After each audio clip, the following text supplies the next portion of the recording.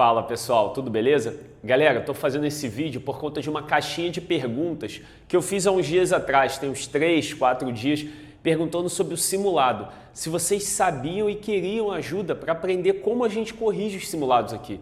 Porque uma coisa que a gente vem percebendo é que mesmo os nossos alunos que estudam com a gente dentro da plataforma têm dificuldades com esse processo. E aí depois que eu te mostrar como é que funciona toda a dinâmica, você vai ver como é forte isso. Mas uma coisa eu já quero te alertar. Dá trabalho fazer isso aqui que eu vou te mostrar, mas a sua evolução vai ser absurda.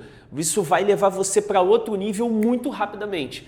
Então a sua curva de desempenho, de evolução com os estudos, na sua preparação para o CBMERG, vai para outro nível. E eu vou pegar um caso real, um caso efetivo, de um aluno nosso, o Juan.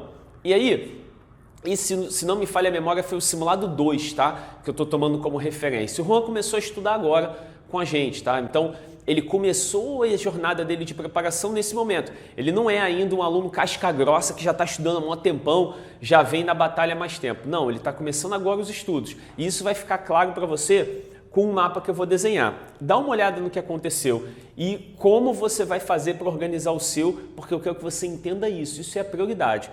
O Juan, ele fez o simulado da gente no modelo FGV, né? Simulado modelo FGV. E o simulado modelo FGV, ele traz aquela maravilhosa questão de ter 100 questões para serem resolvidas. E como é que faz para analisar o simulado? Olha o que aconteceu com o Juan, né? A gente tinha 100 questões no simulado. Das 100 questões que tinham no simulado, o Juan, ele acertou 30 questões. Aí você fala assim, pô, caramba, o Juan mandou malzão, né? Que droga, não sei o quê. Galera, não mandou mal, é o início da jornada de preparação. Só que você vai perceber um negócio. Ele não errou 70, ele acertou 30. Aí você vai estar pensando, calma aí, Dani. Se ele acertou 30, ele errou 70. Mas é aí que está o detalhe. Repara o seguinte, das 100 questões, ele acertou 30, ele chutou 30 questões,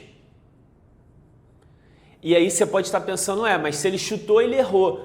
Não, não é assim que a gente analisa simulado aqui no Perspectiva. Por quê? Essas 30 questões que ele chutou, ele nem fez, foi porque não deu tempo. Ou seja, ele controlou mal o tempo dele e ficou muito apertado para preencher o cartão resposta e conseguir fazer as questões. Então ele acabou chutando 30 questões. Então essas questões, elas precisam ser mapeadas. E como a gente já tinha avisado, ele fez esse controle, né? E aí, a gente sabe que ele errou 40 questões.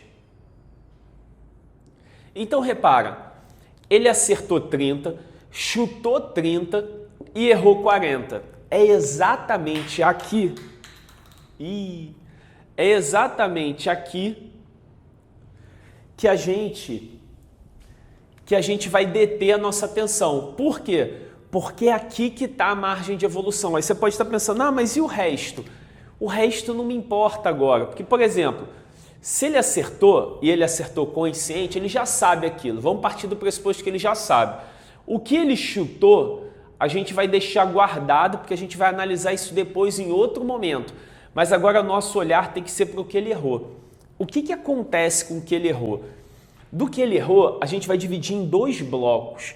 Primeiro, né? Vacilos. Aí você pode estar pensando assim, caramba, Dani, mas o que são vacilos? Vacilo é quando você está fazendo exercício, você sabe fazer, mas você identifica na hora que está corrigindo que aquilo ali foi uma besteira, um absoluto deslize da sua parte. E você, como você está estudando, você sabe identificar isso. Você não é bobo nas questões a ponto de não saber o que está acontecendo. Então, todas as questões que você identificar que foi um vacilo que você deu, porque você acertaria com certeza se você tivesse lido com um pouquinho mais de atenção, a gente vai deixar de fora, porque não é a nossa análise nesse momento. O Juan, nesse modelo que a gente viu, ele vacilou em 10 questões. O que significa isso? Eu não vou olhar para cá como prioridade para minha evolução. E aí, ó, aqui que começa efetivamente a nossa brincadeira, né, por assim dizer. Erros conceituais. E aí você já sabe que ele teve 30 questões aqui nesse caso. Por que é aqui que está a nossa janela de evolução? Porque nesse pacote de questões é o momento que o Juan vai parar e olhar para aquilo e fazer o quê? Essas questões, elas mostram para mim o que eu não sei.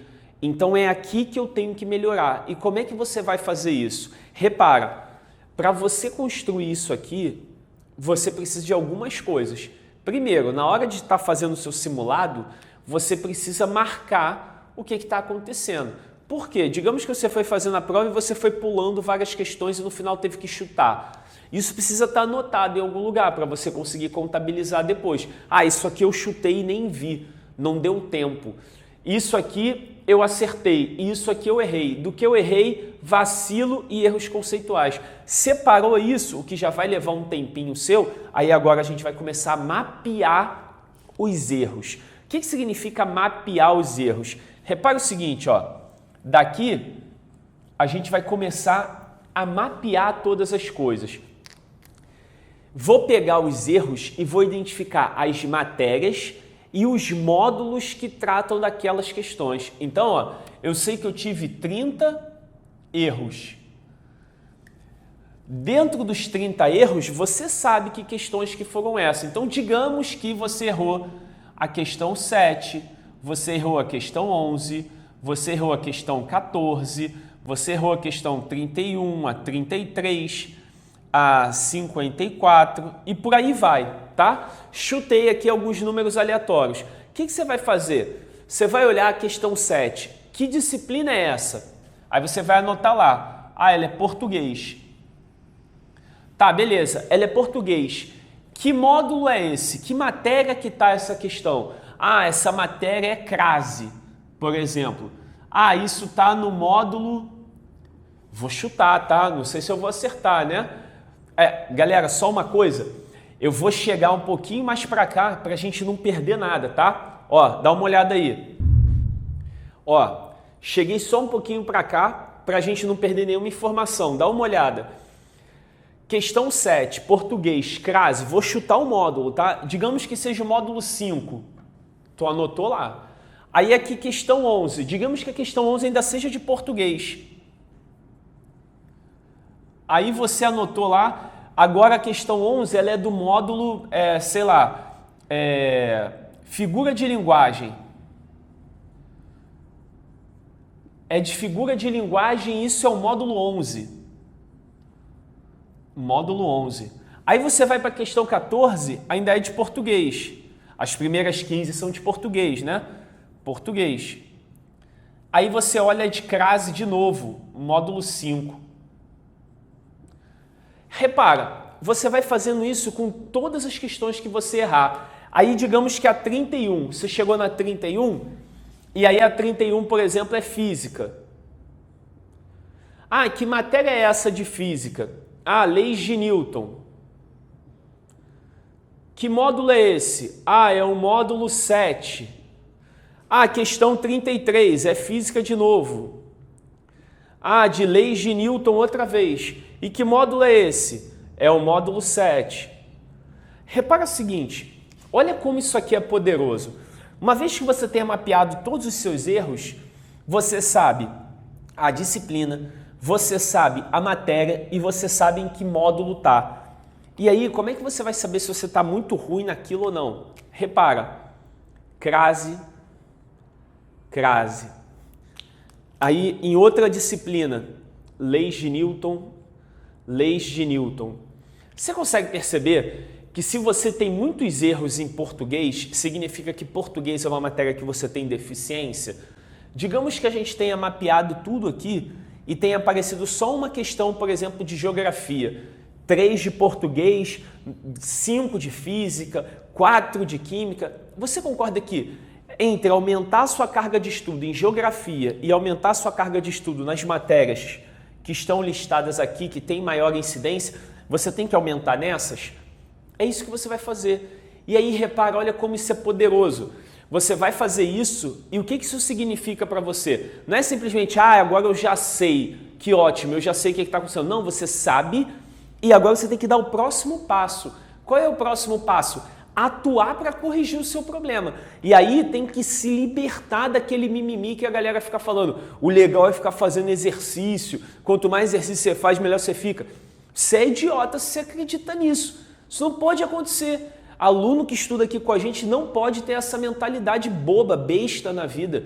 É óbvio que se você está identificando que os erros são esses, você tem que tratar a teoria. Não que você vá precisar rever tudo de todas as coisas. Não, mas se você já viu uma vez, vai lá revisar seu caderno, dá uma olhada nas suas anotações. Se você sentir que aquilo ali realmente, eu sou fraco nessa matéria, cara, assiste os vídeos de novo. Pega a parte de teoria, reserva um tempo e assiste outra vez. Vou checar as minhas anotações. Será que teve alguma coisa que eu não entendi? Será que eu não anotei as coisas direito? Será que o professor falou alguma sacada e eu não percebi? Cada vez que você tem contato com o conteúdo, você aprende uma coisa nova.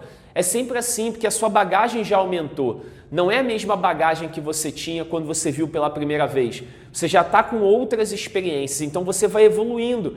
E aí você vai tratando essas coisas. Aí, por exemplo, no próximo simulado, o que o Juan faria? Fez tudo de novo. Quando ele chegar para mapear, se ele continuar errando a mesma coisa, na mesma intensidade, significa que a gente tem um problema muito sério que provavelmente é de base. Aí a gente tem que fazer um trabalho de voltar lá na base, porque provavelmente a formação está muito ruim. Mas, em geral, o que acontece? Depois desse trabalho de reforço nos erros, a gente vê que isso aqui começa a minimizar. Primeiro porque a quantidade de erros começa a diminuir. Porque à medida que você vai revisando as coisas, você vai ficando cada vez mais forte. A evolução de vocês é muito mais rápida. Então os erros começam a diminuir, essas repetições começam a diminuir também. Então você vai começando a perceber que a sua evolução está muito acelerada. E aí vai chegar um momento que você vai estar errando coisas muito pontuais. E aí a sua carga de vacilos é o que vai estar determinando o seu resultado final. Porque aí quando você estiver lá no topo já, acertando 80 e tal dos seus simulados, você vai perceber que os seus erros, normalmente, eles são de bobeiras que você cometeu. Não é porque você não sabe mais aquela matéria. Você olhando com atenção, você vai olhar e vai falar, caramba, eu não acredito que eu dei esse vacilo. E muitas vezes esse vacilo ocorre pela correria, por conta da quantidade de questões e o tempo de prova. Então, essa é a dinâmica de construção de análise do simulado. É simples? Não, não é. É rápido de fazer? Também não é. Mas é efetivo?